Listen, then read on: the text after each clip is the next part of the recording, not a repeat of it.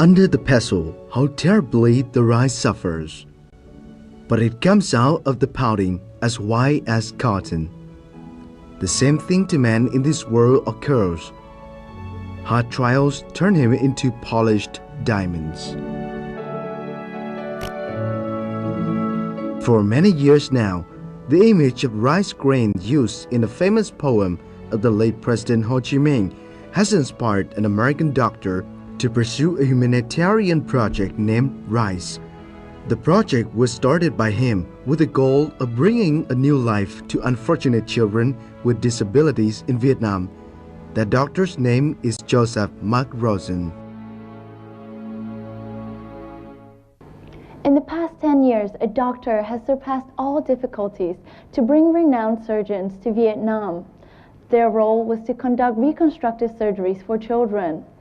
To the families of those children, the name Joseph Mark Rosen has become more than familiar.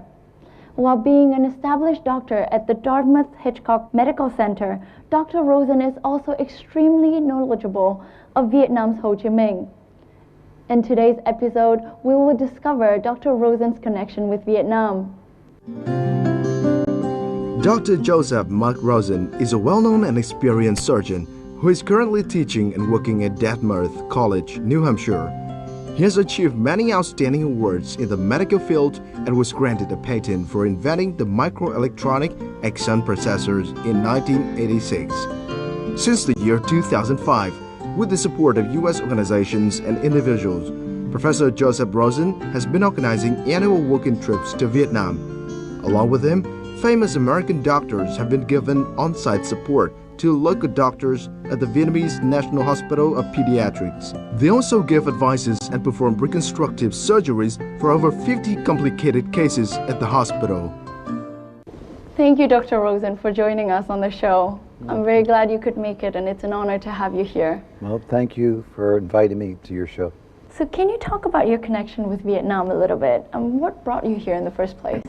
What brought me here 10 years ago is I was on a surgical trip in Peru on the Amazon River, and I met a very nice nurse named Pam, and Pam said she's been on multiple trips to Vietnam, and she thought I would fit in really well in Vietnam and the Vietnamese culture. So she invited me on a trip to Vietnam, and I went with a group called Project Vietnam, where I came here.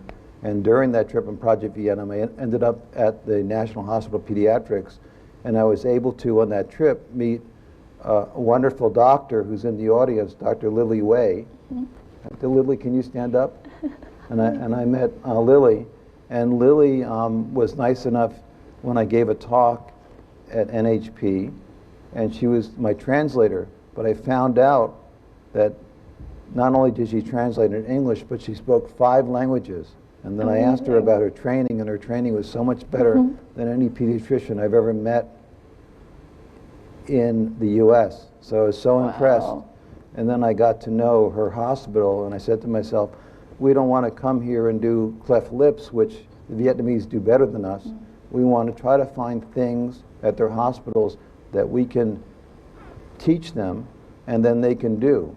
And one of the very impressive things here versus anywhere else in the world is here we can come and show things, and then the next year we can come back and see in clinic more of those things because the Vietnamese have watched it once, and then they're already doing it. Dr. Rosen was able to help Vietnamese children through the RICE project. RICE stands for Reconstruction International Cooperative Exchange, a project that he himself started. Let's take a look at how the project is turning young lives around for the better. Dr. Joe Rosen and Vietnamese surgeons will perform a special surgery today. This boy was born without both ears. Today, the surgeons will recreate his ears from the boy's rib cartilage. Thanks to the support of the project, this operation is implemented free of charge, and more importantly, the American surgeon can transfer his advanced surgery techniques to his Vietnamese colleagues. These are very sophisticated operations, and we do them in Vietnam because we can do one in Vietnam, and then the people in Vietnam, the surgeons, they learn rapidly how to do it, so that we exchange information, and then the Vietnamese doctors pick it up And then when we come back, we do other operations to show people and they pick it up. RISE, or Reconstructive International Cooperative Exchange, aims to surgically correct birth malformations as well as hand and facial injuries.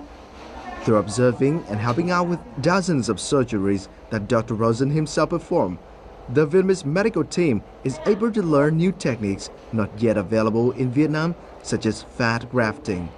But at the same time, the Vietnamese medical team, including Associate Professor Nguyễn Ngọc Hưng, an expert with 30 years of experience in pediatric orthopedic, believes that the American surgeons have things to gain too from Vietnam's medical scene.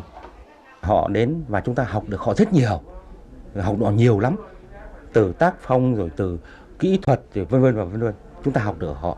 Nhưng đồng thời ấy, thì bản thân họ thì qua trong những trường hợp phẫu thuật thì họ tìm hiểu thêm, họ cũng có thể là biết thêm những cái phẫu thuật, những cái loại dị tật mà họ không gặp, họ chưa gặp bao giờ. Mỗi năm ông đã đến bệnh viện Nhi Trung ương là phẫu thuật từ 7 đến 10 ca, hoặc có khi là đến 2 đến 15 ca, chủ yếu là các dị tật vùng hàm mặt khó như sọ mặt, dị tật vành tai, rồi các cái dị tật bàn tay khó. Cứ mỗi lần đến như thế thì đã huấn luyện các bác sĩ Việt Nam để dần dần đã tiếp nhận được những cái kỹ thuật mới.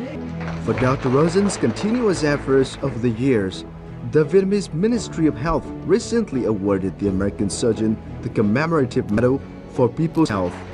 But to Dr. Rosen, merely giving a normal life to a child patient is already his life's dream prize. So we know that you came to develop the project RISE since 2004. Can you tell me a little bit more about the project? So the way I envisioned the project after I visited and met Lily and discussed the possibilities. And then I had a mentor, Don Laub, and Don Laub had run another group for 35 years, and there were good and bad things about that group. So I visited Don Laub in California, who was my mentor, and I said, Don, I need your help. Could you explain to me, if you had to start all over again, how would you design a program? And he wrote a 6-page document for me about RISE, explaining what I should do. And I looked at that document and I followed my mentor's document from his experience, the wise man, and I used that coming here. And I emphasize things that he would emphasize, which is it's an exchange of ideas. So in any operation, I learned things from the Vietnamese doctors, and the Vietnamese doctors teach me things. And that's very important. That's why it's a cooperative exchange. Yeah, I heard a story from the doctors at the Vietnamese National Hospital about your surgery joint with the Vietnamese surgeons. Can you tell me a story about that? Yeah. So one of the problems when you come to a country like Vietnam is that the Vietnamese are kind people and don't want to offend you.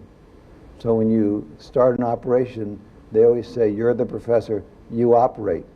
And they watch, but people learn more by doing. So the problem is that a lot of American doctors don't know how to let the Vietnamese do the operation. They're too busy doing it themselves. So one of the tricks that I've used in the past is that I come into the room with the Vietnamese doctors, and I know they're very good, and maybe there's a few tricks I can teach them, but only if I can watch what they do. So I tell them that I need coffee in the morning, and until my coffee kicks in, my hands shake. So my hands shake, and I say, can you go up to the table and start the operation on the child? And when my hands stop shaking, the coffee settles down, then I can help you. Because first they say, no, you do it. I said, well, I can't do it. And then they start the operation, and I watch what they do, and along the way, then I comment, and I say, in each operation I find 1 or 2 or 3 things I can comment on. But I don't take over.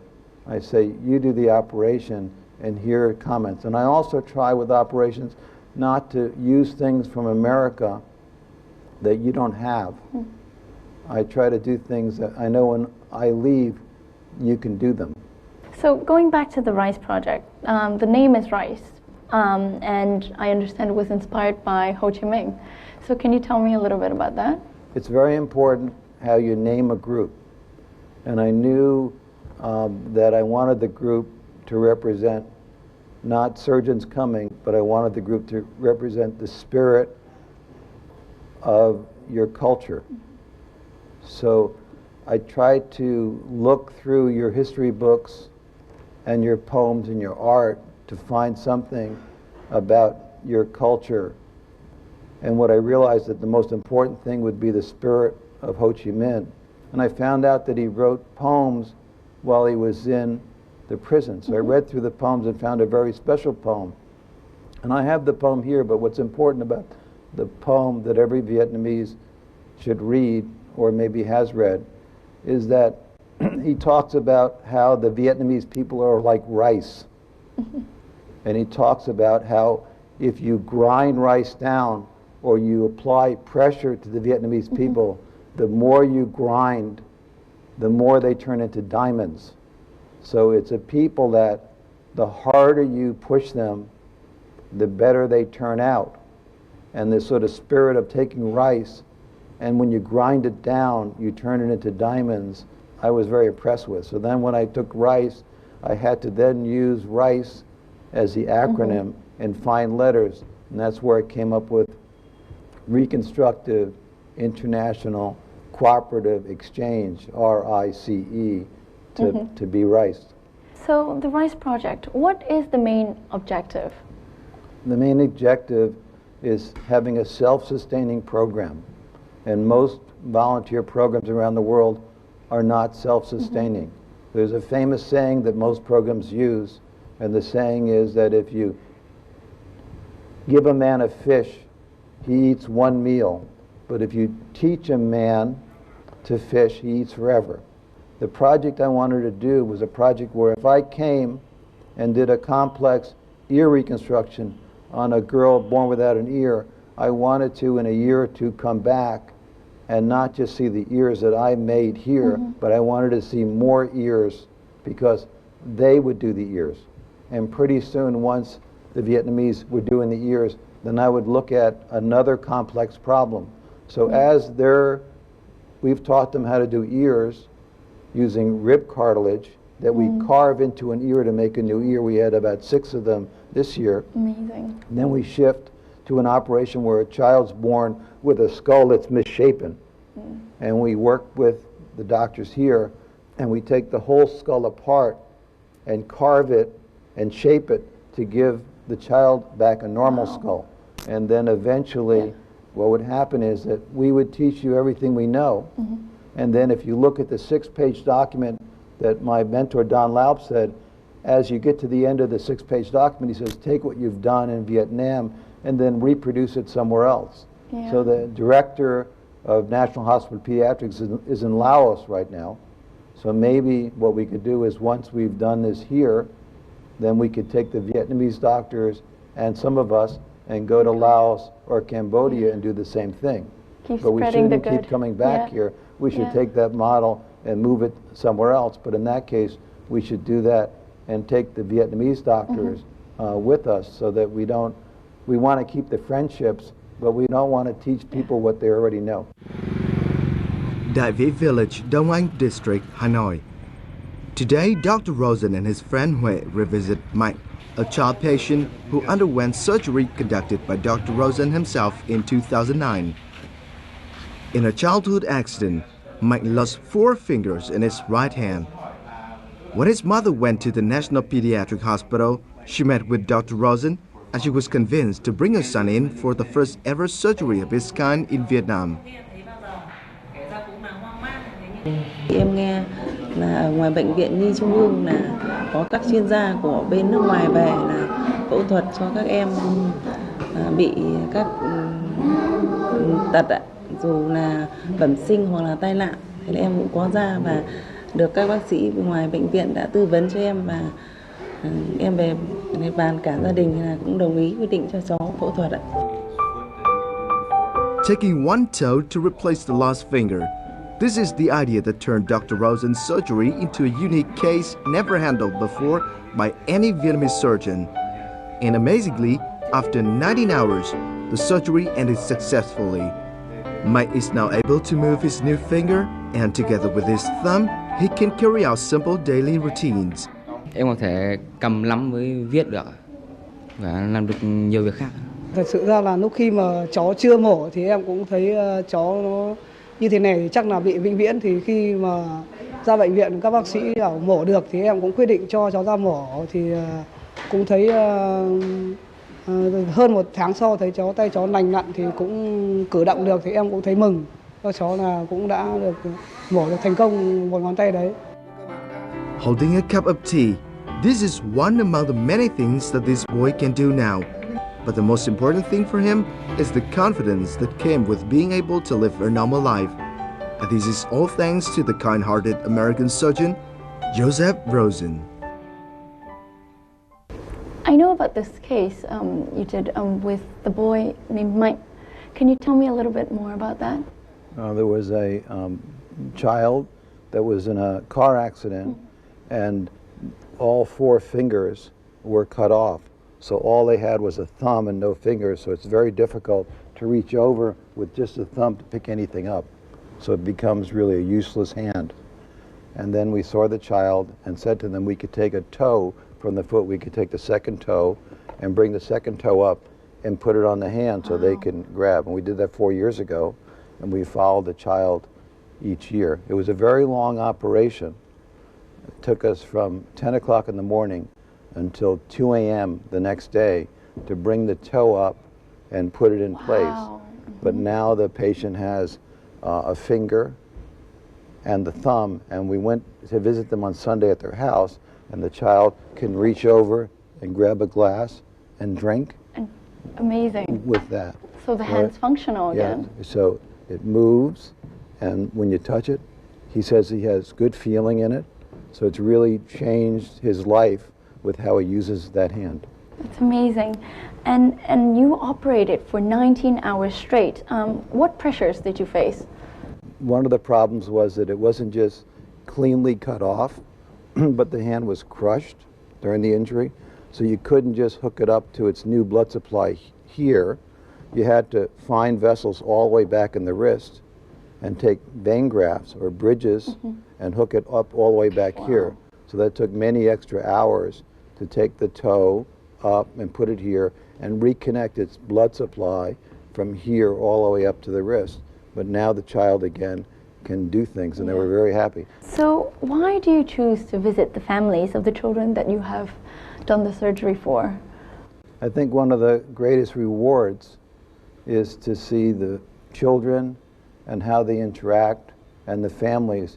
And one of the greatest rewards of coming to this country is to be invited into someone's home to learn more about the culture, especially when the 80-year-old grandmother came over and wanted to hold my hand and sit with me. And I thought that was very special, and also wanted to allow us to have lunch with the whole family, and for a short period of time feel like you were part of their family. Yeah. Did your father have an influence on the fact that you like visiting your patients? So my father was a family doctor, and he practiced for almost 50 years. And when I was a child, he would take me on house calls where we would still go to a patient's house and visit the patient in their home and treat them. So even in my practice in the 21st century, I still go to patients' home. And in one Christmas, which is one of our big holidays, a patient called who had a problem with breast cancer. And it wasn't my patient, but I was on call. And they were going to come in, and I said, why should the patient who's sick come to see me? I asked them, would it be okay if I came to their home? Yeah. So I went to their house, and the husband came out, and he was 68 years old. And he said, it was 60 years ago, the last time a doctor came to my home. So not only do you get to see the patient, but they invite you in and they give you soup and they share a meal with you. So it's very special versus being seen in a hospital. So how did you end up being a surgeon? I think a lot of it was influenced by my father, who always wanted to be a surgeon, but he was too poor, so he could become a doctor, but he couldn't be a surgeon. So he influenced me. And second, I've always had an interest in art, in making sculpture, and architecture. So if you look at the combination of architecture, making buildings, and art, and plastic surgery, it's a field where you can get gratification where you do an operation on somebody like a cleft lip, and 2 hours later, it's very good. Amazing. The program's success was not easy work. The surgeons have spent grueling hours in the surgery room, sometimes at the cost of their own health. But despite so, they continue to work tirelessly to give birth to more confident children. Our team takes a peek at a day in the life of these doctors at the Vietnamese National Hospital of Pediatrics. Dr. Mark Melendez is a microsurgery fellow from Johns Hopkins University, Maryland. On hearing about the RISE project, Mark decided to join Dr. Rosen's visit to Vietnam, and this is the first time that he arrives in the country. Apart from the opportunities to learn from Dr. Rosen's experiences in surgery, the trip allows him to have Vietnamese colleagues and, of course, local child patients. It's been a very enriching experience for me, seeing the patients that are in need of our services, and they are also here very willingly and very happy to see us, and I'm very grateful to be part of this experience.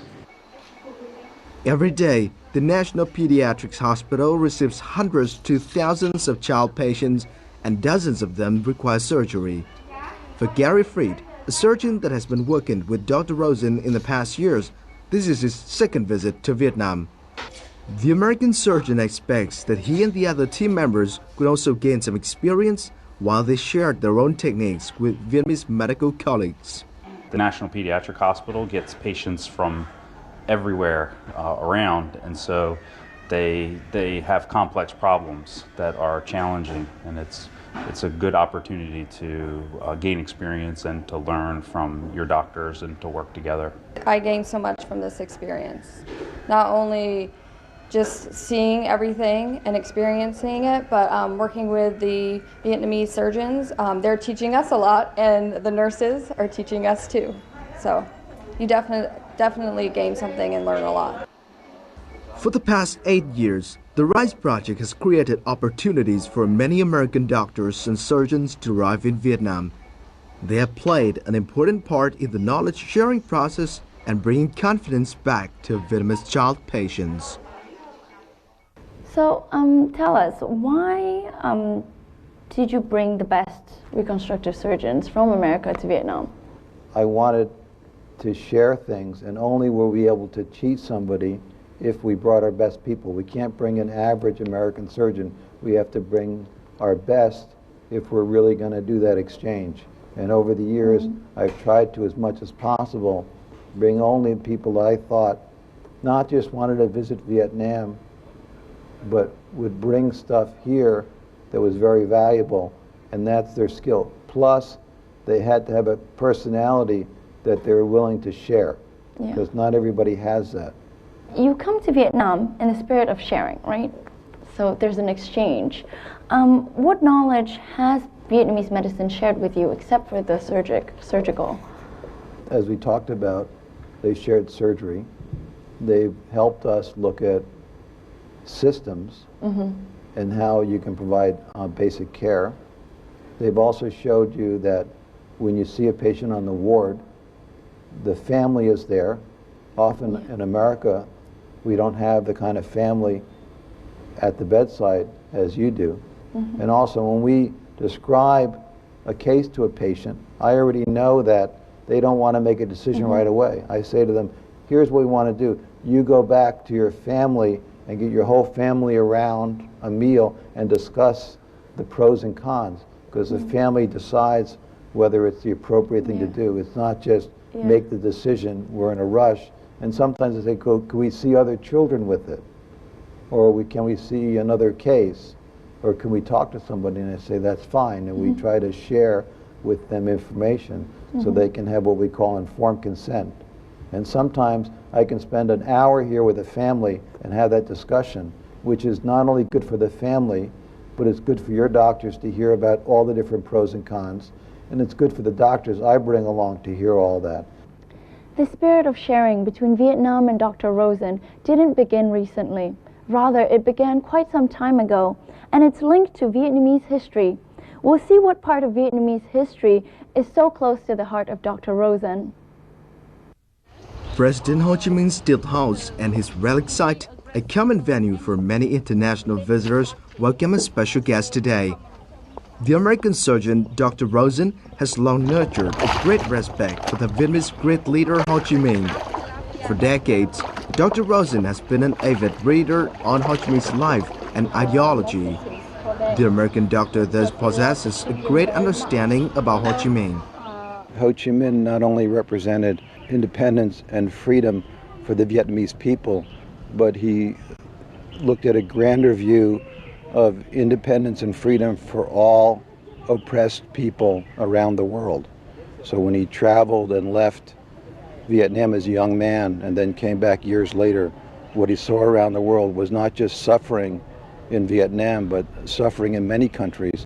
And he felt that Vietnam could not only be free, but it could be an example for other countries to have their people be free and equal. Unlike other visitors, Dr. Rosen takes any opportunity he has to revisit the relic site. This is his 5th time. Dr. Rosen says the place allows him to understand more about Ho Chi Minh.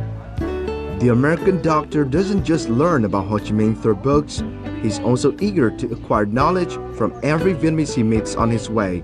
Dr. Rosen knows a lot of stories about Ho Chi Minh, up to the minute details, like the various names the late president used during his revolutionary life or the number of languages he could speak. Dr. Rosen impresses every person he talks to with his detailed knowledge. Đây có thể nói là một cái vị khách đặc biệt bởi vì thứ nhất là ông là người Mỹ nhưng ông lại có một cái kiến thức rất là sâu rộng về cuộc đời hoạt động cách mạng của Chủ tịch Hồ Chí Minh và qua đó thì tôi có thể cảm nhận được là ông có một cái tình cảm rất là đặc biệt đối với vị lãnh tụ của đất nước Việt Nam cũng như đối với nhân dân Việt Nam chúng ta. Về sự hiểu biết đối với Bác Hồ ấy, thì chúng ta phải biết là như thế này, là ông đã tìm hiểu từ khi bác rời Việt Nam, rời tổ quốc của chúng ta, bác đi tìm đường cứu nước, rồi bác đã ở những đâu, rồi bác làm việc như thế nào, rồi khi về Việt Nam khi nào và làm những cái gì là rất tường tận và rất chi tiết. Những cái đó là vô cùng ngạc nhiên. A badge with Ho Chi Minh's portrait is always seen on Dr. Rosen's jacket. He says that he has adopted a lot of Ho Chi Minh's thoughts in his life. You don't need a lot of material things to accomplish a lot. You need a spirit and a vision, and just with a few things, you can do much. So what is it about Ho Chi Minh that mesmerized you? I think that it wasn't just his vision of freedom and independence for the Vietnamese people. One of the things that really struck me is that in his early 20s, he went on a French freighter from Saigon at the time, or now Ho Chi Minh City, to Marseille. And on the way there, they stopped off of Africa, where he saw many local natives swim out to the boat and drowned.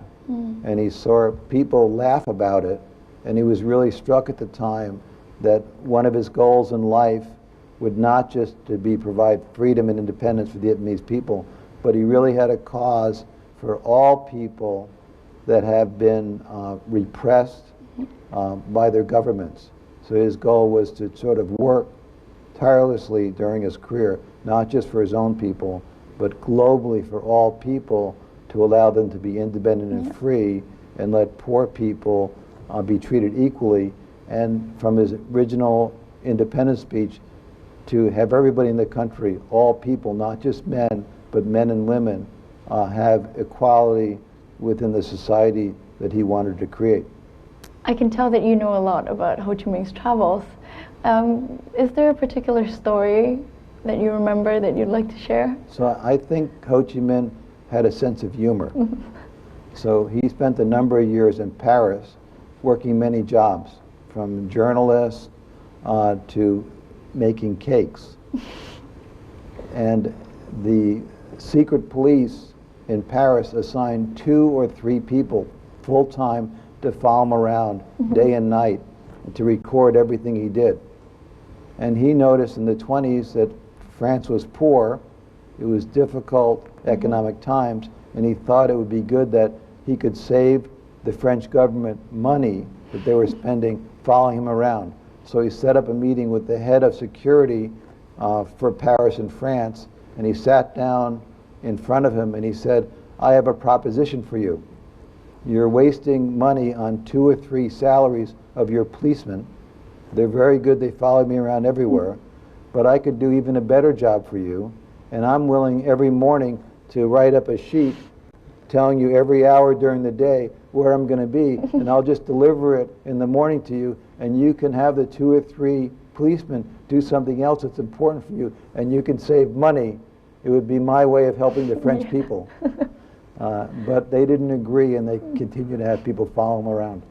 To connect to that story that you just told us, we also prepared a game for you, a challenge. It's a rather special section. We rarely do this with our guests. So instead of just talking about yourself today, we'll ask you to talk about other people, namely Ho Chi Minh. So our audience will challenge you regarding Ho Chi Minh, and they'll ask you a few questions. So let's see if you can answer them. I hope I can answer some of the questions. I'm sure you'll be able to. Good evening, Mr. Joseph. I'm Hong Vân and I'm a student in Foreign Trade University. I know that during his traveling around the world, Ho Chi Minh has visited many countries, including the United States. So do you remember when and where he has visited, and what did he do to survive here? Your English is very good. Thank you. In the U.S., it was documented that he was at least in New York and Boston. Boston's close to me, so when he was in Boston, and this was in his probably late 20s, when he was in Boston, he worked at the Parker Hotel in Boston, and that's where he was a pastry chef. I think he was probably a pastry chef there because he learned how to be a pastry chef when he was in Paris. So he's pretty good at it. Thank you very much. I'm really impressed by your knowledge about our president. Thank you. My name's Ling. I'm a law student, and I have a question for you. During his time in the U.S., did Ho Chi Minh visit the Statue of Liberty? Why and why not? So what I've heard is that he did visit the Statue of Liberty, and when people went back and looked at it and studied it, when you visit some place in the U.S., there's a book at the place, and in the book people can sign the book, and they looked at that book from when he was there. I think he was in the U.S. around 1913, so it would have been 23 years old, and he signed the book and made some comments about the Statue of Liberty in the book. Excellent. Thanks.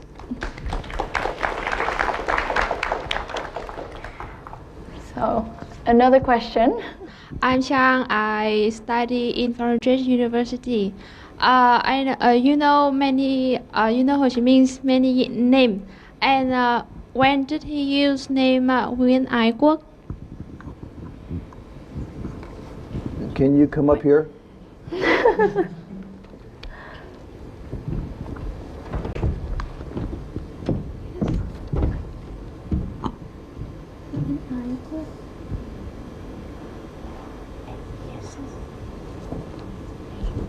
Dr. Rosen, I don't know if that counts. It's a little bit like cheating. 1930. 1930. Yes. What historical event that was like to name?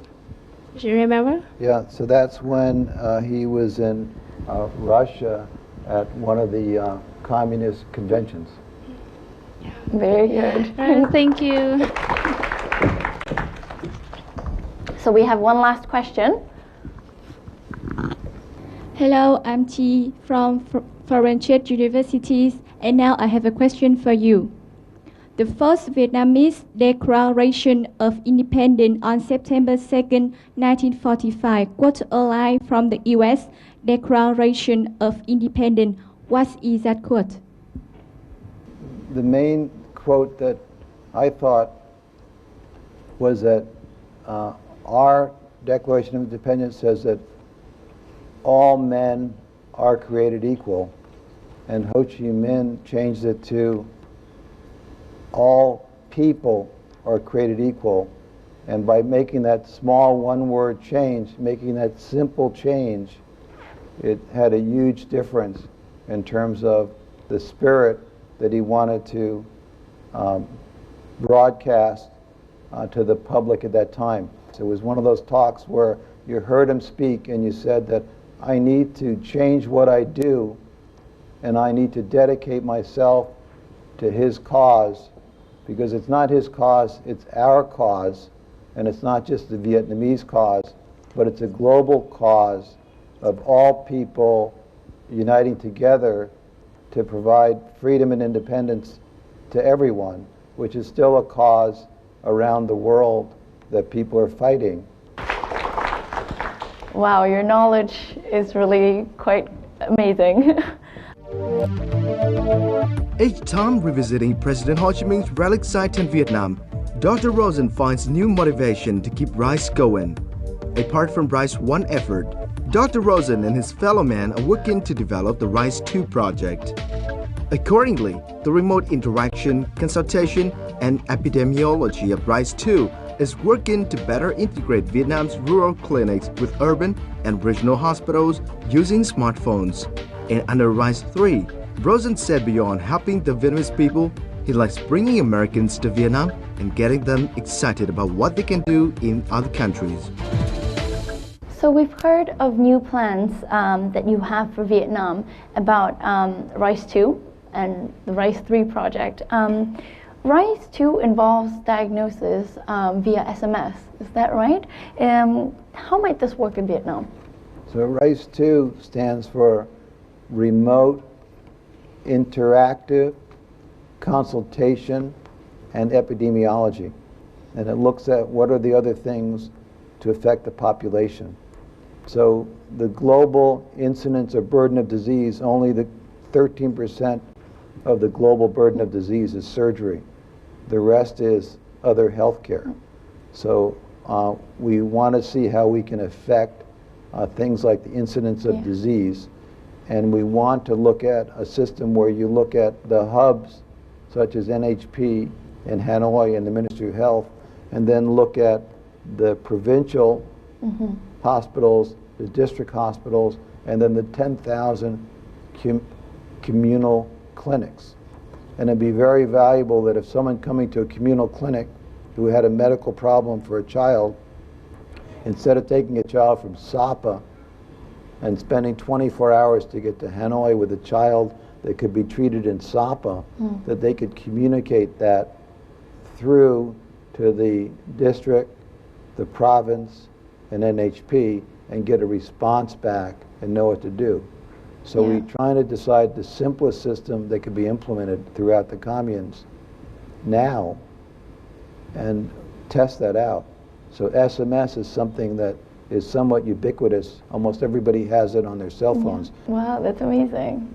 Well, RISE 3 is really about culture and as much as possible getting the Americans to understand the Vietnamese culture. So when my mentor talked about these kind of trips, he talked about something called a peak experience. Americans come with certain ideals, and if they come and they experience this, we're hoping that they'll improve their ideals and shift from certain ideals to better ideals where their goals are closer to what Ho Chi Minh believes, which is sharing with people. There's a saying in Africa, which is great. The saying in Africa is give a little gift, get a bigger gift. So when you come and give a little gift, like take a toe from the foot and put it on the hand, you get a much bigger gift when you get to sit in the family home and have the 80-year-old grandmother come over and give you a hug. And there's one other really interesting story, which is when we go around the world, we typically look at differences between people. And one of the games I play with children when I go on trips is I say to the children, sit down and write down the differences between a monkey and a giraffe, and they write them down like the names of Ho Chi Minh, and they wrote down like 20 names. And then I say to them, well, now write down the similarities between a monkey and a giraffe, and they write down hundreds of similarities. And I'm trying to express to them that wherever we go in the world, there may be differences between the Vietnamese and the Americans, and there may be a few differences between how you look and I look, and how you talk and I talk. But the vast number of things are very similar. So we're very, very close once we stop looking at the differences and we concentrate on the similarities. Even the children that are born with differences, it's more important for the children to realize that just because you're born without fingers, you're still really very much the same as the other kid. So your father has had a great influence on you, and you've had a great influence on your daughter. And I know she's going to be a doctor, and she's planning on coming to Vietnam next year. Can you tell me a little bit more about her plans? Yeah, she's very interested in going around the world and helping people. And she would like to come next year and visit Vietnam and work here. And the first thing she would do when she's here is teach English. And she's trying to decide different ways that she can influence people. One way you can influence people is being a doctor, but the other way that she's very interested in is being a guidance counselor. Yeah. Because she really likes high school students, and she really thinks she has great skills, which I believe she does, to help them pick their future. And one thing she does now in America is goes to summer camps where she trains counselors in training, and has about 16 girls that she spends the summer helping them be better, responsible counselors. So she really loves interactions with people and seeing how she can help them. And she sees an opportunity coming to Vietnam that she can exchange knowledge with people, and English would be a good entry point. Thank you so much for being here and taking the time to sit down and talk to me. I really enjoyed our talk. It's been a real pleasure. It's very special for us. So this is one of the high points each year for me to spend a few weeks here, and maybe in the future, if it's okay, I'll come more. Yes, our doors are always open for you, and whoever you wish to bring with you. All right, thank you very much. Thank you. Some people change lives. There are those life saviors, but Dr. Rosen not only changes lives, he allows the lives he meets here in Vietnam to affect his life too. His two-way connection with Vietnam is something Vietnamese people will treasure and try to deepen every day. And that's it for Talk Vietnam. I hope you enjoyed the episode as much as I did. See you soon.